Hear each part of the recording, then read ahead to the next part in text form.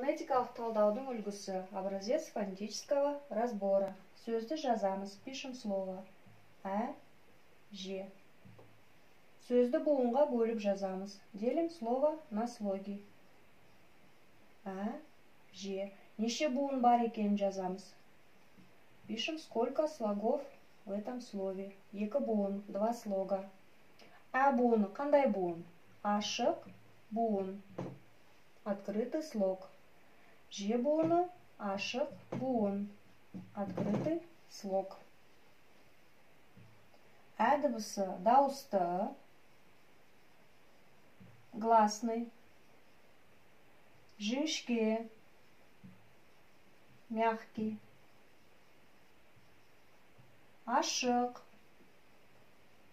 открытый, езулік, не губной. Ж дыбысы дауыссыз, согласный, ояң, звонкий. Е дыбысы дауысты, гласный, жіңішке, мягкий,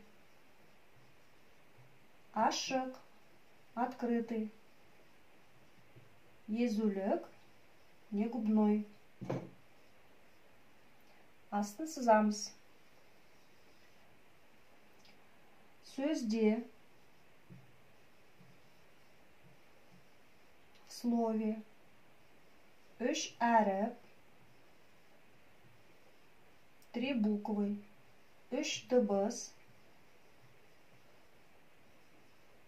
три звука бар, есть.